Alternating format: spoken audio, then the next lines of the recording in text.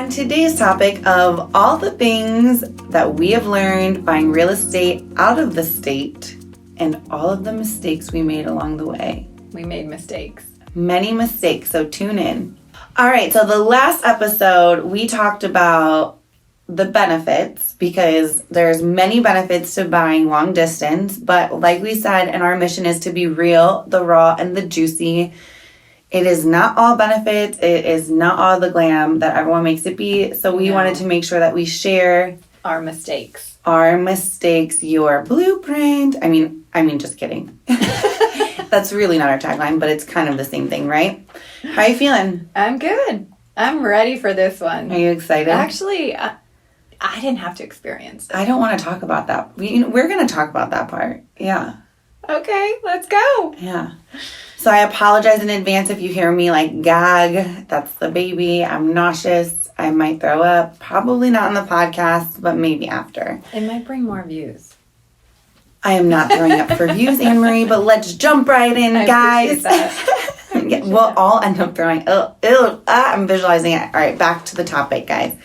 So, number one, prep your team. So, when we got an opportunity to buy together out of state, the opportunity came at us fast. It's in a hot market, the Cleveland market, in last July. So, July 2021.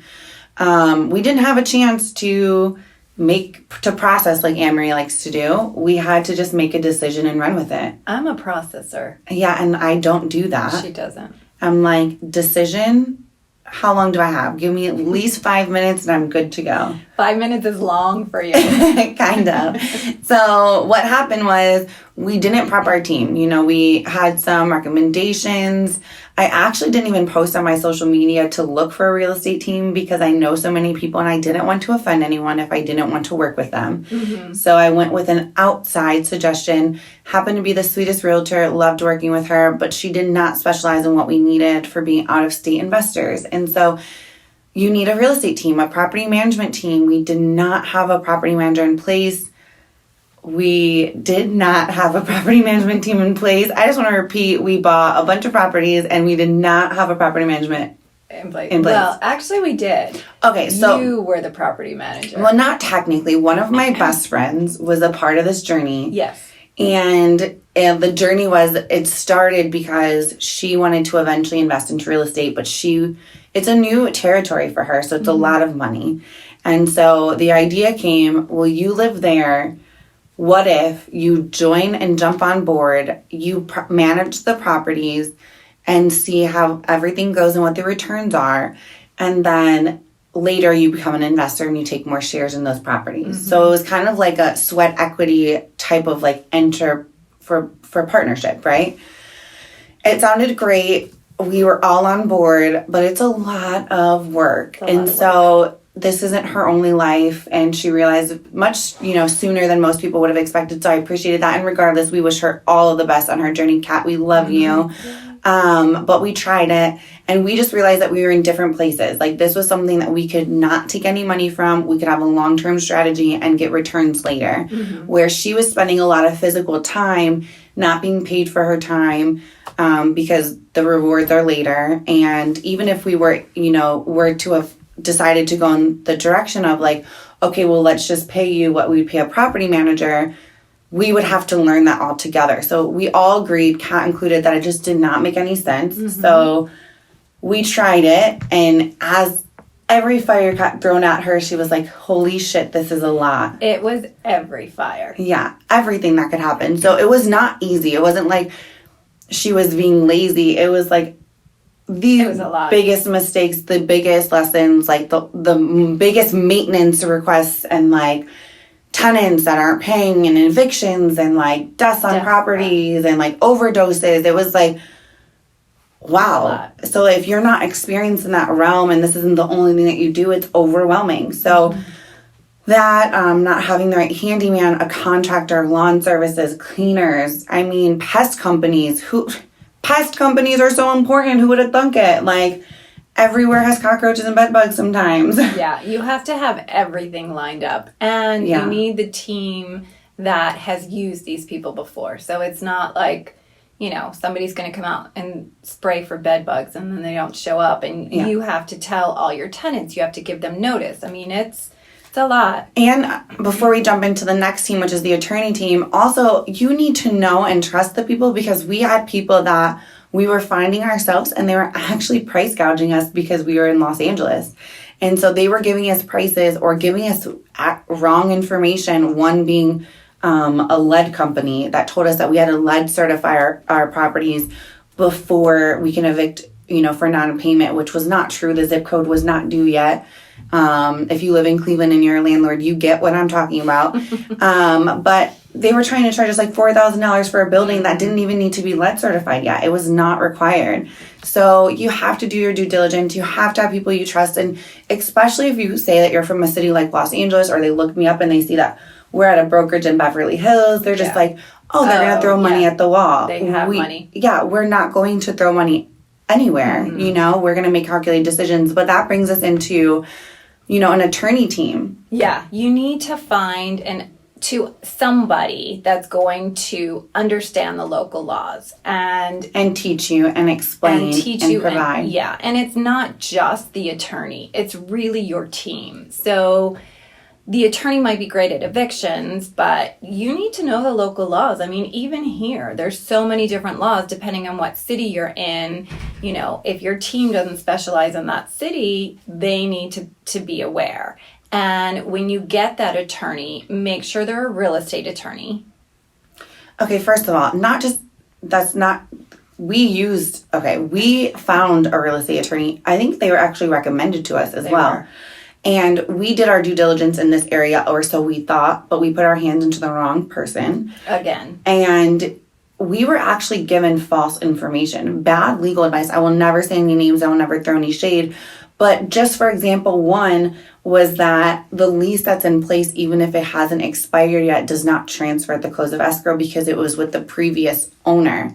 So we were buying under the pretenses for a few properties that, although we didn't agree with it, we were not necessarily vetting how great of tenants or if they're paying or what the process was with the tenants going on.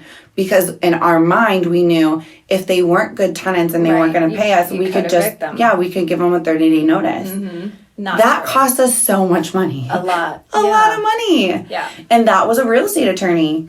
Yeah. It just wasn't a good one. You need to find a good one. Yeah. And when you're out there searching, here's some questions that you really need to start asking. Yes. So, number one, are leases transferable at the close of escrow? And are there any areas with rent control? And if there are, what does that mean? What does that entail? Where at? Yeah. Where is your rent control and what does that mean? What are the required landlord disclosures? Are landlords responsible for any certifications like lead testing? Yes, which is very costly to test and to certify for lead. So it is very good that you know that. What are the laws regarding security deposits? That's an important one. Yeah. Especially sometimes they don't have, we've learned too, very recently as people are moving out, they're like, well, I want my whole deposit. And when I moved in here, this place was a wreck. And we're like, what do we do? Because we would just imagine if someone went to go move in somewhere and it was as terrible as they're saying, that they wouldn't move into it. But we don't know. So you have to know those things. And even in Massachusetts, you have to put the security deposit in its own bank account. And then there's interest bearing and non-interest bearing. So you really need to know. That's interesting. And speaking of evictions, how is the eviction process and the time frame for evictions? That's an important one. Here, it could be forever. In Cleveland, we're learning that it could be like the matter of a month to 3 months, which is insanely fast. For LA, that's insanely fast. Yeah. What are the laws regarding landlord access to the property? Does the tenant have the right to withhold rent for any reason? And for what reasons? Do you have to certify your rental with the city or county? No one told us this, my friends. We had to register all of our properties with the counties and in certain cities as well, which guess what that means? Ding, ding, ding, you name it, more money out of our pockets that we didn't anticipate. And most of these certifications are every year. And Do they even allow short-term rentals? Yeah. And what is their definition of a short-term rental? Some places aren't regulated like here, like Cleveland. It's really an uncharted territory. Well, here it's mostly Restricted. It's restricted, 30 days. So there's a lot of places you could do it, but then it changes if there's like one house or two houses. There's a new construct. Like there's so many different things. So consider those are the questions for the attorney. Just basic ones. some of them. There's more to that, but Way these more. are ones that have been costly for us. So we want to make sure that you know. And again, we did our due diligence, and so make sure that you cross-reference everything that they're telling you in the information, because you can't trust everyone. And make sure you get these answers in writing, so when you go to get billed from the attorney and you find out that they gave you wrong information that costs you money, you could fight the bill. And then next would be consider the different hazards of weather conditions and how it can impact your expenses and your bottom line. Okay, so I'll use Cleveland. I'm from there. I clearly know it snows there, but I had in my mind, I guess because of everywhere I've rented. You've never had to remove the snow yourself. No, I've always removed the snow myself. Oh, interesting. Okay. But, so we didn't take that into our calculations, which is very expensive. There was one high rise that I lived in and the snow automatically disappeared in the parking lot. I guess I was 17 and I was too young and immature to even realize what was happening. But it made sense. It was a big high rise, huge parking lot, right?